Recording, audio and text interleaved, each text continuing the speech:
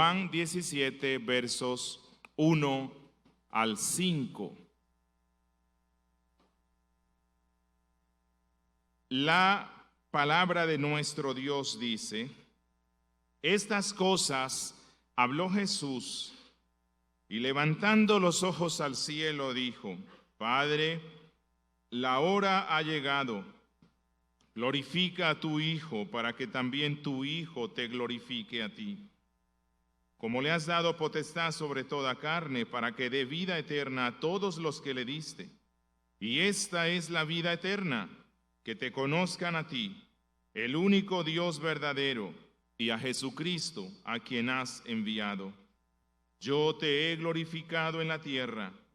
He acabado la obra que me diste que hiciese. Ahora pues, Padre, glorifícame tú al lado tuyo, con aquella gloria que tuve contigo antes que el mundo fuese. Invoquemos el nombre de nuestro Dios. Padre de la gloria, Padre eterno, Dios de toda misericordia y bondad, Creador de todo lo que existe, soberano sobre todas las cosas, inmutable y eterno Dios, a ti nos acercamos como congregación de tu Hijo Jesucristo. Por medio de Él, por medio de sus méritos y por medio de su voluntad revelada, para suplicarte, buen Padre, que tú estés alimentando nuestras almas en este día por medio de tu palabra. Hemos venido, Señor, a tu casa para adorarte, y especialmente te adoramos cuando oímos tu voz. Señor, no deseamos que sea la voz de un hombre, sino la voz de tu Espíritu, hablando a nuestro ser, alimentándonos y llevándonos para ser más y más como Cristo. Bendice al que expone. Te ruego que supla su debilidad y concédele que sea claro. Bendice al que escucha. Suple su necesidad y dale oídos para que oigan, corazones dispuestos, Señor. Te lo rogamos, Padre, en el nombre de Cristo Jesús. Amén. Bien, Juan 17 creo que es uno de los capítulos más hermosos, sublimes, solemnes y más conmovedores, no solamente del Evangelio de Juan, sino de toda la Biblia. Juan 17 es un manantial inagotable de bendición para todo aquel que desea conocer y ver al Cristo hoy día intercediendo por su pueblo delante del trono de Dios. Juan 17 es como una conclusión del extenso discurso final de Cristo que lo encontramos en Juan 14, Juan 15 y Juan 16. Es la consumación de todos sus discursos. Por cierto, nunca jamás en la historia del pueblo de Dios ningún sermón terminó con una oración tan majestuosa y sublime como Juan 17. Juan 17 contiene la oración de intercesión del sumo sacerdote, el cual intercede por su pueblo. Y esto nos muestra que Jesús unió la predicación y los mandatos de la palabra de Dios con la oración. En Juan 14, 15 y 16, el Señor Jesús dio promesas de consuelo para su pueblo, pero Jesús nos muestra por medio de este ruego que la fuente real, que la fuente permanente, que la fuente segura de todo consuelo se encuentra en el trono de la gracia, se encuentra en el cielo. Y eso es por lo cual Jesús está uniendo las promesas que le hizo a su pueblo con un ruego al trono de la gracia. Si ustedes leen todo Juan 17, van a encontrar que no hay condiciones. No hay requisitos, solo la gracia de Dios fluyendo a través del Mesías en una intercesión perpetua, procurando siempre los ríos caudalosos de la misericordia del Padre, fluyendo constantemente a favor del pueblo de Cristo. Esta extensa oración de Juan 17 es una evidencia de la comunión constante que mantuvo Jesús con el Padre y a la misma vez anticipó la intercesión continua que Jesús, como el sumo sacerdote, mantendría delante del Padre a favor de su pueblo. Como dice Hebreos 7, desde el verso 24 al 26, hablando de Cristo, mas por cuanto permanece para siempre, tiene un sacerdocio inmutable, por lo cual puede también salvar perpetuamente a los que por él se acercan a Dios, viviendo siempre para interceder por ellos, porque tal sumo sacerdote nos convenía, santo, inocente, sin mancha, apartado de los pecadores y hecho más sublime que los cielos.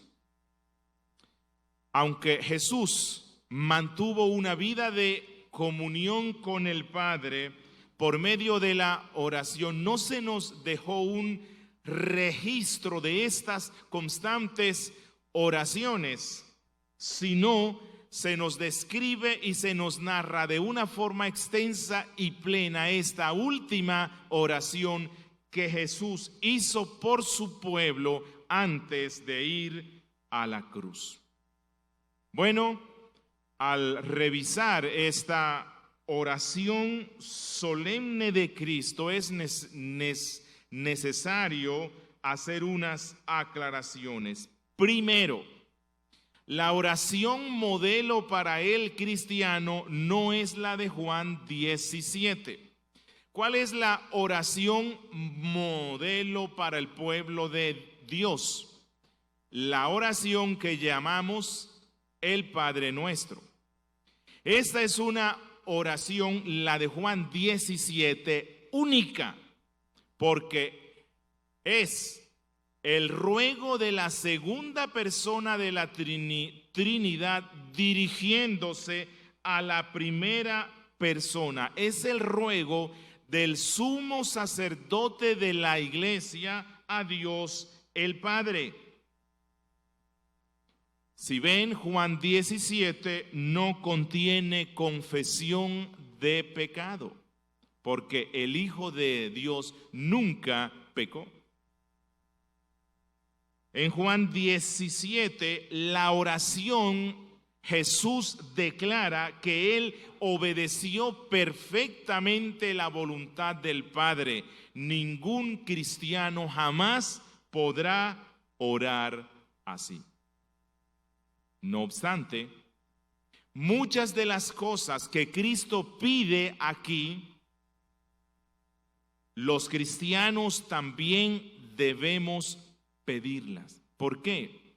Porque lo que Cristo pide para su pueblo es lo que el pueblo debe pedirle a Él.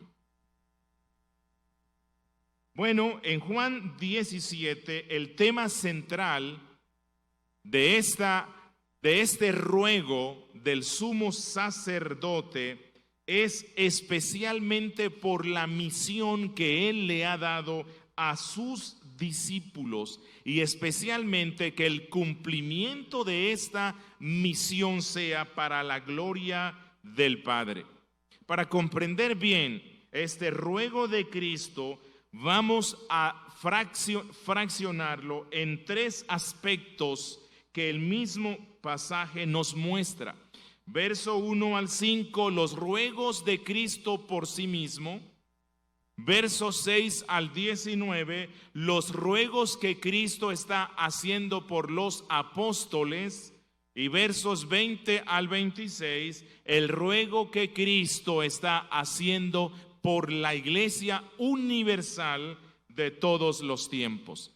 Cada sección será un sermón. Y creo que en respeto a esta solemne oración del Hijo de Dios, la cual nos muestra un destello de lo que sucede continuamente en el trono del Padre, no vamos a generar o crear otra estructuración, excepto esto que ya les he mencionado. Es mi ruego a Dios que en su gran misericordia nos conceda que al revisar este ruego solemne de Cristo, esto consuele nuestras almas, que nuestra paz sea incrementada y que nuestra adoración sea perfeccionada. Empecemos entonces revisando los versos 1 al 5, los ruegos de Cristo por sí mismo. Verso 1. Estas cosas habló Jesús y levantando los ojos al cielo dijo: Padre, la hora ha llegado, glorifica a tu Hijo para que también tu Hijo te glorifique a ti. ¿Qué significa estas cosas? Bueno, se refiere especialmente a lo que pasó en Juan 13, 14, 15 y 16, que todo esto sucede en la noche previa a la crucifixión de Cristo, es decir, en la noche del Jueves Santo. Estas cosas se refieren al discurso final de Cristo, dándole consuelos a sus discípulos. Dice Juan que Cristo levantó los ojos al cielo. Bien, ¿será que esto tiene algún significado para nosotros hoy? Yo creo que sí. Cuando nosotros como cristianos vamos a orar al Padre, levantamos la mirada al cielo, reconociendo que nosotros estamos en la tierra y que Dios es lo máximo, que Dios es el Altísimo, que nos vamos a acercar a la majestad del Altísimo Dios. ¿Será que esto establece un patrón para el cristiano en respecto a la posición en la cual él debe estar cuando se acerca a Dios? Bueno, en el tiempo de Cristo era costumbre que las personas oraran levantando la vista al cielo o guiándola hacia donde supuestamente se encontraba el templo, o se acostumbraba a que se cubrían la vista. El salmista en el Salmo 25:1 dijo: A ti, oh Jehová, levantaré mi alma. Y en el Salmo 123, versículo 1 dijo: A ti alcé mis ojos, a ti que habitas en los cielos. Era costumbre en el pueblo antiguo de Dios que cuando se iban a acercar a Él en oración, levantaran la vista al cielo. Aunque Cristo nos muestra que hay ocasiones en las cuales nuestra vista tiene que estar fija en el suelo en señal de humillación. Lucas 18, versículo 13, nos muestra cuál es la posición del cuerpo y de la vista, especialmente cuando hay humillación y arrepentimiento, cuando hay esa sensación de indignidad. Lucas 18:13 dice: mas el publicano, estando lejos, no quería ni aún alzar los ojos, porque esa era la costumbre, sino que se golpeaba el pecho diciendo: Dios, sé propicio a mi pecador. Pero independientemente de cuál sea la posición que cada cristiano asuma cuando se acerca a Dios Padre en oración, algo que nos muestra Jesús es que nuestra vista debe estar libre de distracciones. Usted puede orar al Padre con la vista cerrada o abierta, pero si usted está orando con la vista abierta, lo debe hacer de tal manera que no se distraiga. No tiene que estar viendo al resto y no tiene que estar viendo al que ora. Si quiere orar con su vista bien abierta, hágalo entonces elevándola hacia el cielo, reconociendo que usted se está dirigiendo al Altísimo Dios y que se libre de toda distracción. Dice Cristo: Padre, la hora ha llegado. Cristo empieza diciendo Padre. Él siempre que oraba a Dios, él decía Padre mío. Solo Cristo puede dirigirse a Dios diciéndole Padre mío. ¿Por qué? Porque la segunda persona de la Trinidad fue engendrada eternamente por la primera, y esa es la razón por la cual Él es el único ser en el mundo que puede acercarse a la primera persona de la Trinidad diciéndole Padre mío. Hay una relación filial, substancial entre el Padre y el Hijo. La Biblia nos dice que la segunda persona, el Hijo, fue engendrado eternamente por el Padre, mas no creado. Nosotros solo podemos decir Padre nuestro. Eso fue lo que nos dijo Cristo que debemos hacer siempre, Padre nuestro, porque nosotros somos hijos, pero por adopción. Efesios capítulo 1, versículo 5 dice: en amor, habiéndonos predestinado para ser adoptados hijos suyos, adoptados hijos suyos. Mas Jesús es hijo por naturaleza. Hebreos 5:5 dice: así él tampoco se glorificó a sí mismo, hablando de Cristo, haciéndose sumo sacerdote, sino el que le dijo: tú eres mi hijo, yo te he engendrado hoy. Y esto está en el Salmo 2, mucho tiempo antes de la encarnación de Cristo. De manera que cuando Dios dice yo te he engendrado hoy, no se refiere al nacimiento de Cristo, se refiere a que eternamente la segunda persona de la Trinidad ha sido engendrado por el Padre. ¿Quién entiende esto? Nadie, pero esto es lo que la Biblia nos dice. Dice Jesús: Padre, la hora ha llegado. Es decir, Padre, elevo este ruego delante de ti, porque ya está cercano el momento cumbre de la obra de redención que planeamos desde toda la eternidad, que en la historia empezó a ejecutarse desde que hiciste al hombre en Edén. La obra de redención que se anunció en Génesis 3, versículo 15, Padre, ha llegado el momento culmen, el momento especial en el cual, gracias a tu decreto eterno, se cumplirá todo lo que nosotros tú y yo pactamos en hacer por el bien de tu pueblo.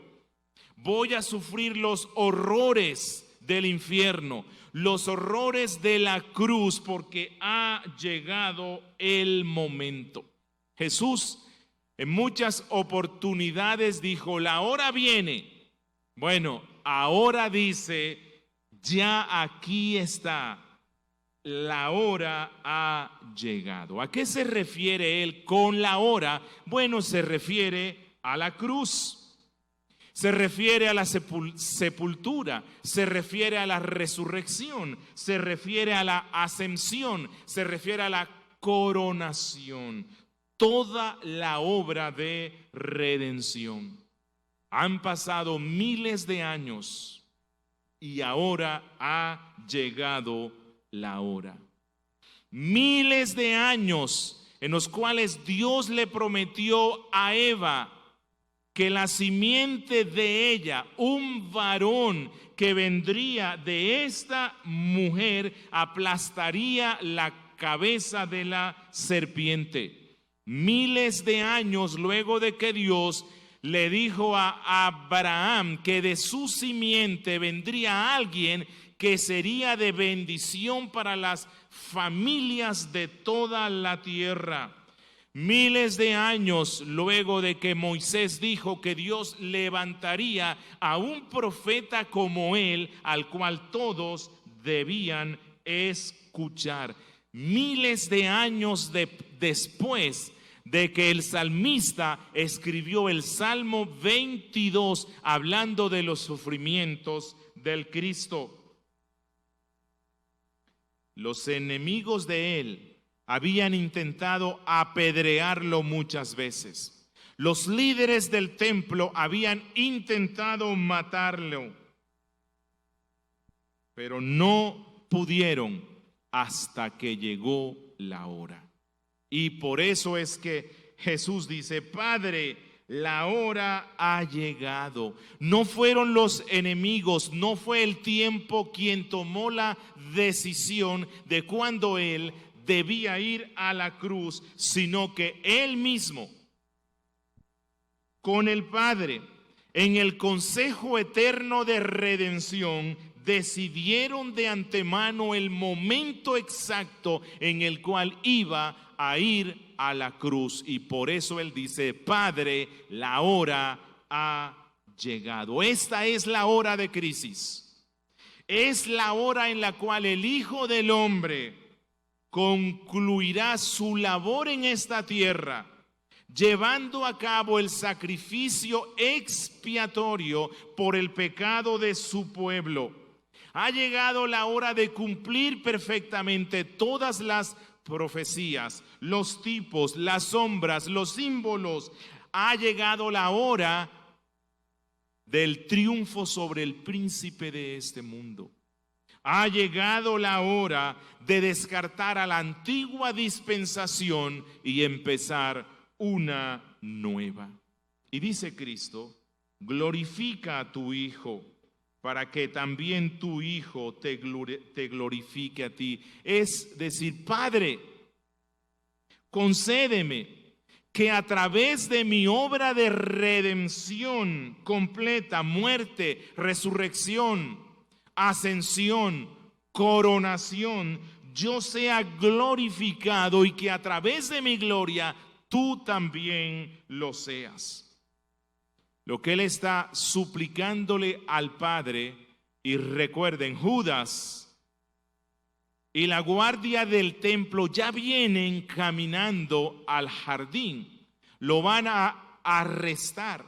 Lo que Jesús está rogándole al Padre es, Padre, da gloria a tu Hijo, llevándole a la cruz y al sepulcro, para que cumpla triunfalmente la obra que tu Hijo vino a llevar a cabo en esta tierra. Y Señor, exáltale a Él por sobre todo nombre. Padre, concédeme que al cumplir esta obra de redención y someterme al martirio de la cruz y de la muerte, yo pueda redobladamente glorificar tu santidad, tu justicia, tu misericordia, tu amor, tu fidelidad. Que a través de todo esto que empieza a desencadenarse ya, yo pueda mostrarle al mundo que tú eres un Dios justo, que tú eres un Dios santo, pero que también tú eres un Dios misericordioso, un Dios lleno de amor, un Dios fiel que cumple sus promesas. Padre, que mi muerte vicaria en la cruz, que mi resurrección demuestren tu poder y te glorifiquen aún más. Padre, termina la obra que ya has empezado para que tu Hijo te glorifique llevando muchos redimidos al cielo para la gloria de tu gracia. Eso es lo que Cristo está suplicándole al Padre. La cruz es la manifestación más grande de la justicia y la santidad del Padre, pero a la misma vez de su misericordia, de su amor, de su gracia y de su fidelidad. Y eso es lo que Cristo está pidiéndole al Padre que pueda hacer con él. Definitivamente esto nos muestra que el gran propósito de la redención efectuada por Cristo es una. ¿Cuál? La gloria del Padre, la gloria de Dios, la gloria del Hijo. Dice él, glorifica a tu Hijo, es decir, glorifica a la segunda persona de la Trinidad encarnada. Versículo 2. Como le has dado potestad sobre toda carne, para que dé vida eterna a todos los que le diste.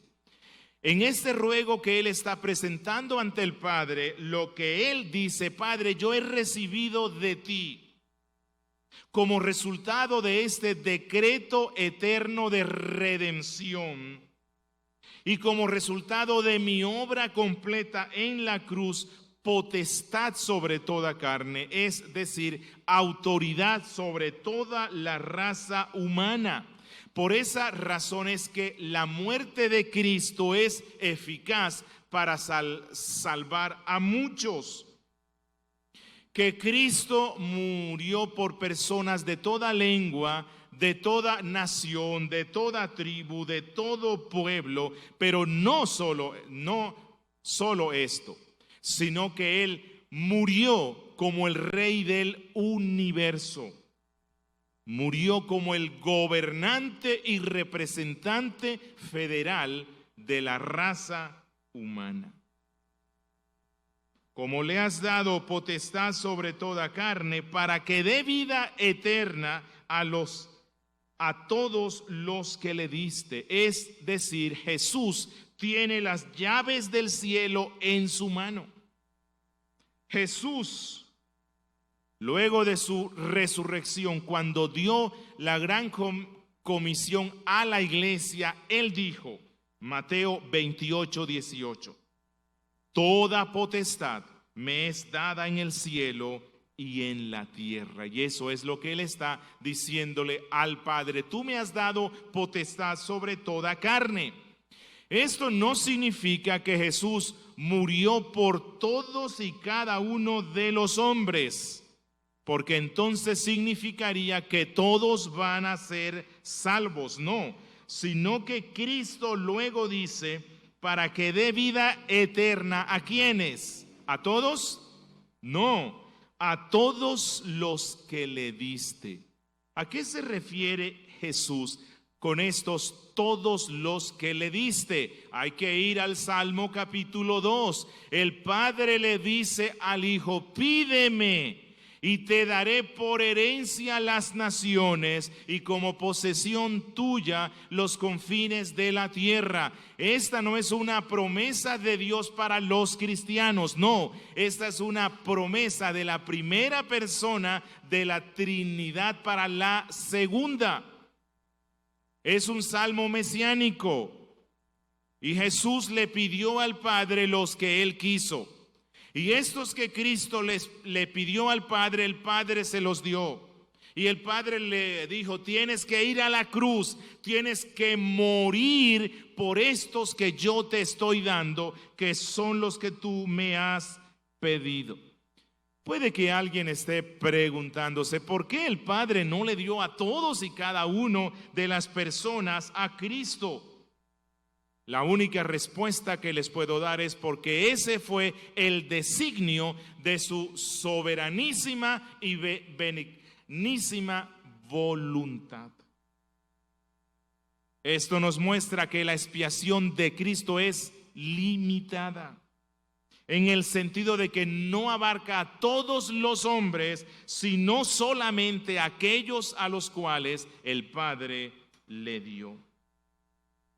Verso 3, y esta es la vida eterna, que te conozcan a ti, el único Dios verdadero, y a Jesucristo, a quien has enviado. Es decir, la vida eterna, de la cual tanto el Padre como el Hijo son glorificados, se manifiesta por medio del verdadero conocimiento de quién es el Padre, el que envía, y de quién es el Hijo, el cual es enviado.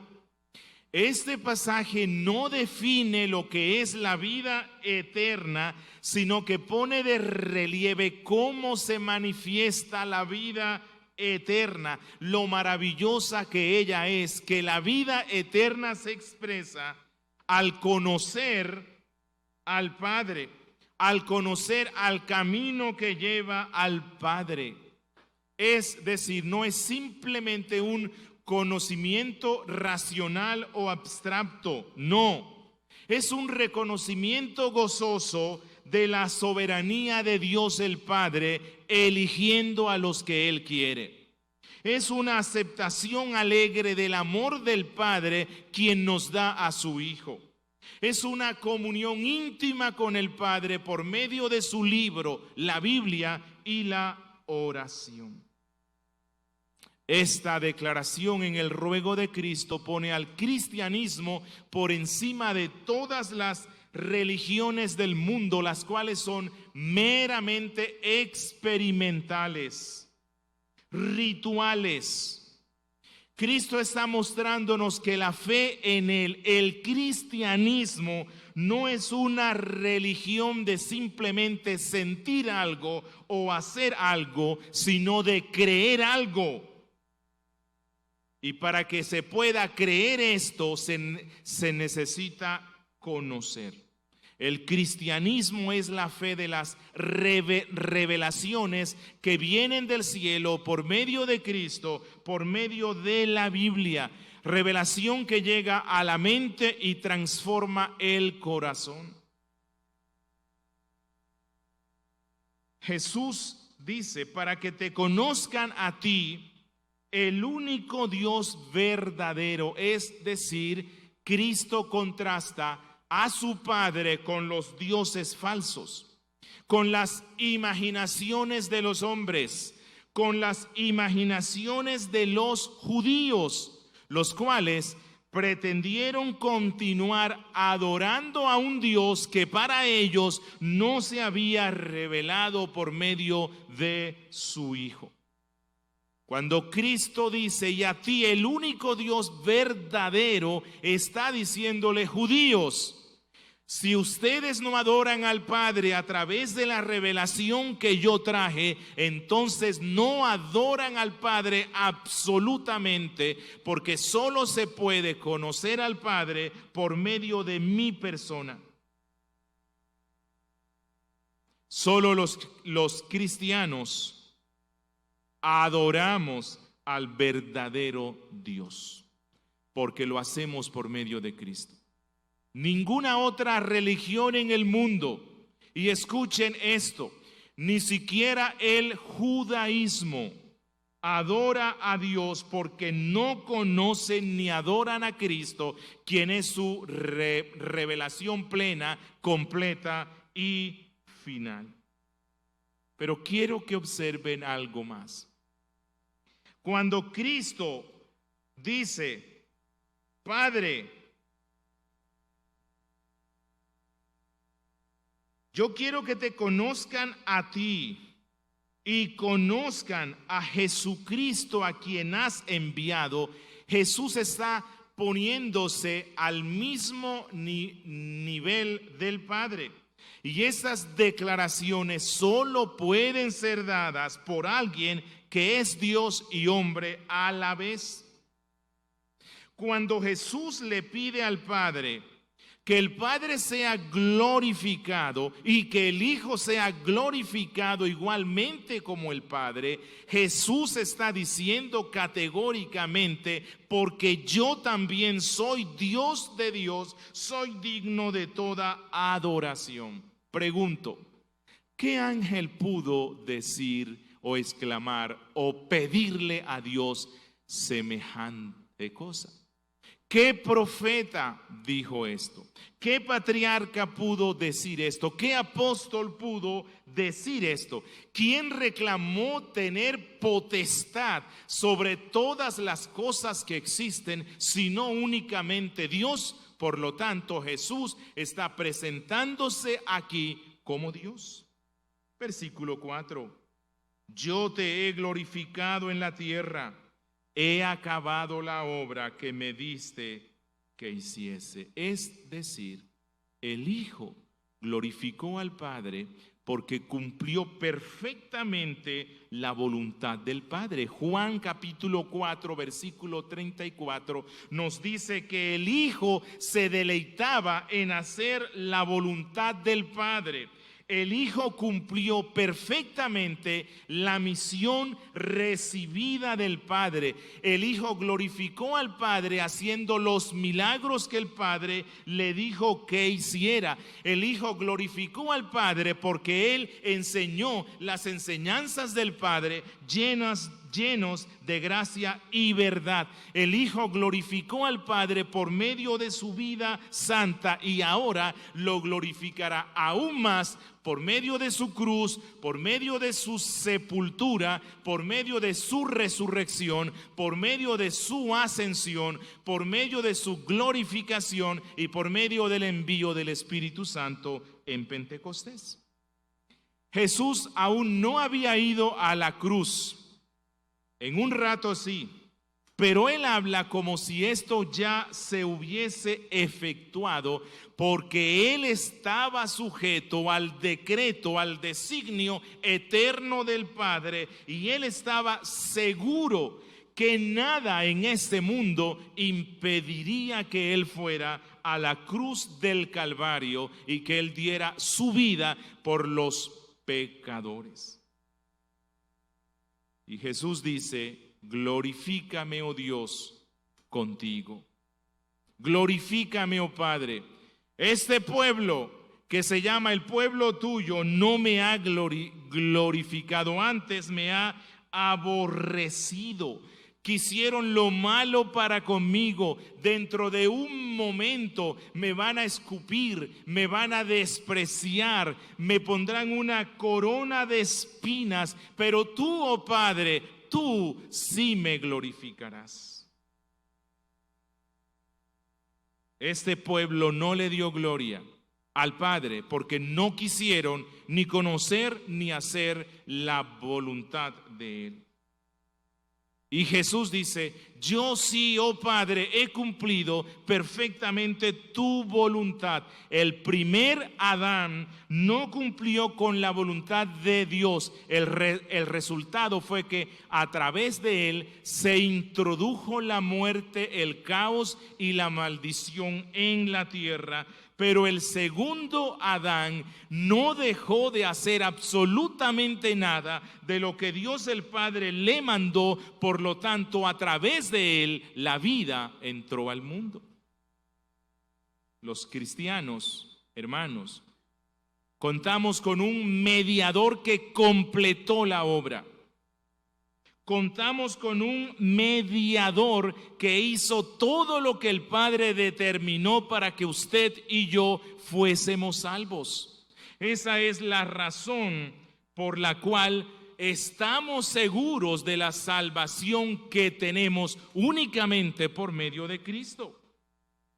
Esa es la razón por la cual estamos confiados en que por la gracia de Dios, fluyendo a través de la cruz, seremos preservados hasta el fin. Es con base en esta obra perfecta de Cristo que nosotros tenemos seguridad. Como luego el autor de Hebreos afirmará categóricamente que por medio de esa obra perfecta de Cristo, nosotros tenemos una entrada segura y perpetua al trono de la gracia. Versículo 5. Ahora pues, Padre, glorifícame tú al lado tuyo con aquella gloria que tuve contigo antes que el mundo fuese. Jesús concluye esta primera sección con lo mismo que empezó, pero hay una diferencia. Ahora al Padre, el Hijo encarnado le pide que lo glorifique pensando en la recompensa que el Padre le había prometido a él al completar su obra de redención. El apóstol en Hechos 2:36, hablando de Cristo, en el sermón de Pentecostés dijo: sepa pues ciertísimamente toda la casa de Israel que a este Jesús a quien vosotros crucificasteis, Dios le ha hecho Señor y Cristo. Pregunto, ¿acaso el Hijo de Dios antes de morir en la cruz ya no era Señor? Sí, porque la primera, la segunda y la tercera persona de la Trinidad, es decir, Dios ha sido Señor sobre todo desde la eternidad. Entonces, ¿por qué aquí el apóstol Pedro dice que Dios le ha hecho al crucificado Señor y Cristo? Porque ahora Jesús está en una nueva condición.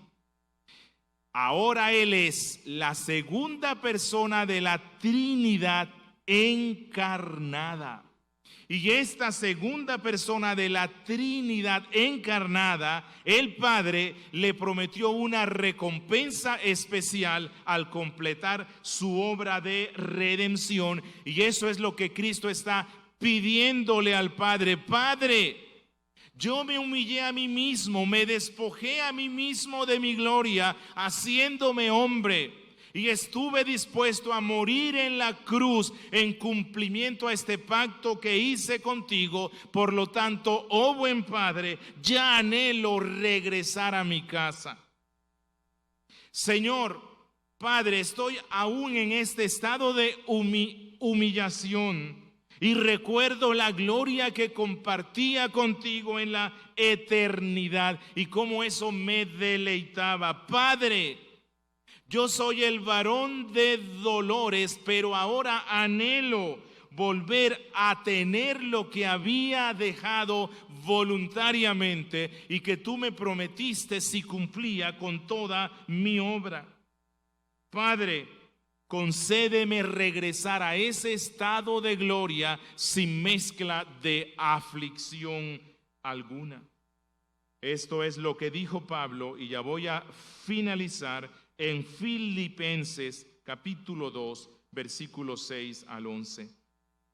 El cual, siendo en forma de Dios, hablando de Cristo, no estimó el ser igual a Dios como cosa que aferrarse, sino que se despojó a sí mismo, tomando forma de siervo, hecho semejante a los hombres, y estando en la condición de hombre, se humilló a sí mismo, haciéndose obediente hasta la muerte y muerte de cruz. Y escuchen lo que sigue: por lo cual Dios también le exaltó hasta lo sumo y le dio un nombre que es sobre todo nombre, para que en el nombre de Jesús se doble toda rodilla de los que están en los cielos y en la tierra y debajo de la tierra, y toda lengua confiese que Jesucristo es el Señor, para la gloria de Dios.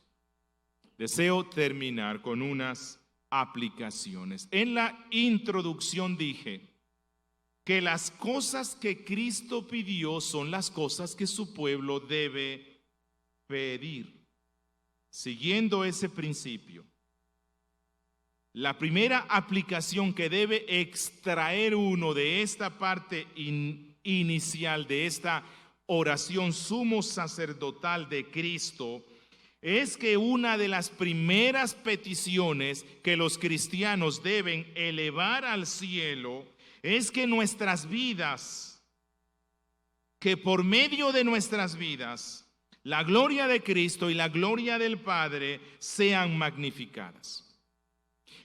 Que la obra de redención aplicada en nuestras vidas por el Espíritu Santo sean tan patentes en cómo andamos en medio de este mundo que los hombres se maravillen al ver lo que Cristo ha hecho con un pecador redimido. Hermanos, el Salvador que murió por nosotros es el que intercede en los cielos por nuestro bien. La oración sumo sacerdotal de Juan 17 es un modelo de lo que Cristo está suplicando constantemente delante del Padre. A este que intercede en los cielos por nuestro bien es al que acudimos diariamente en búsqueda de perdón. Hermanos, ¿son grandes tus pecados? Mucho más grande es tu intercesor.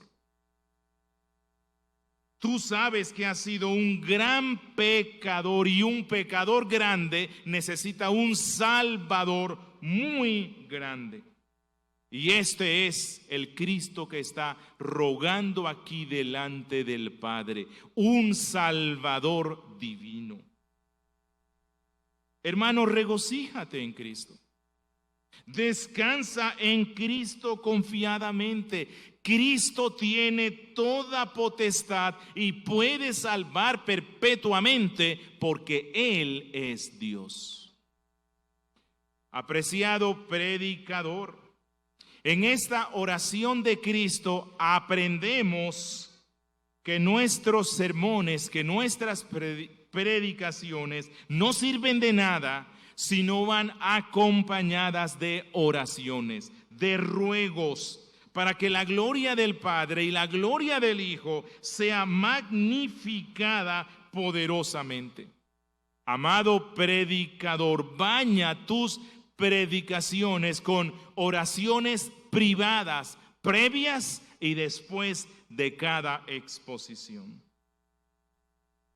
Pregunto, ¿sabía Jesús que el Padre lo glorificaría al cumplir su obra de redención?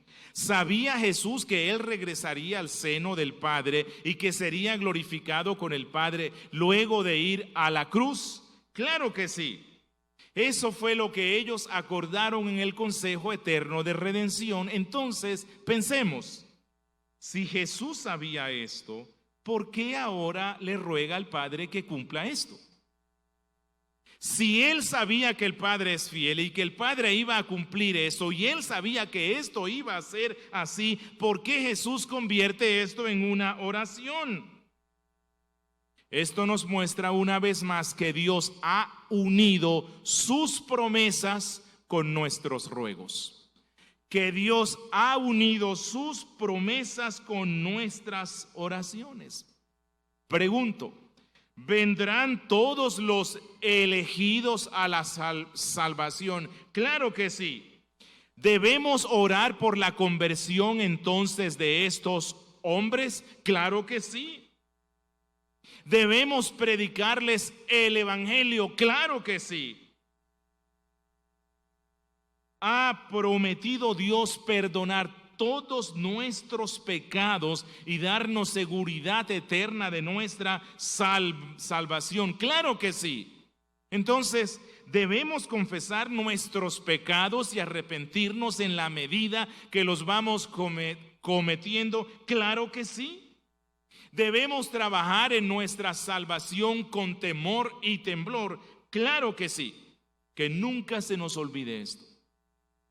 Si el Hijo de Dios rogó por aquellas cosas que eran seguras, porque estaban prometidas en un pacto eterno, cuánto más nosotros debemos pedir por aquellas cosas que Dios mismo ha prometido a los que le aman. Amigo, ¿deseas saber si tú formas parte de aquel grupo de hombres o mujeres o jóvenes o niños que el Padre le dio al Hijo, los cuales recibirán esta vida eterna? ¿Deseas saber esto? Solo hay una manera, solo hay una, y es esta: viniendo a Cristo en arrepentimiento y fe. No hay más. Entregándole tu vida a Él, entregándole tus pecados, tus fracasos, tus miserias a Él, reconociéndolo como Señor de tu vida y viviendo para Él desde ahora y para siempre. Demos gracias al Señor. Padre nuestro, bendito Dios que estás en los cielos, te damos gracias por tu revelación perfecta que nos das por medio de Cristo. Gracias, Padre, porque tú nos has manifestado a Cristo por medio de los evangelios. Gracias por el evangelio de Juan, que nos dejó esta copia de esa oración sumo sacerdotal de nuestro Redentor. Gracias, porque tú nos abriste unos destellos de lo que está sucediendo hoy mismo en tu trono de gracia, el Hijo rogándole al Padre. Gracias porque esto da consuelo a nuestras almas. Gracias, Padre, por darnos un Salvador que es Dios y que tiene potestad sobre toda carne para dar vida a los que tú le has dado. Bendícenos, Dios, y concédenos meditar profundamente en estas verdades. En Cristo Jesús. Amén.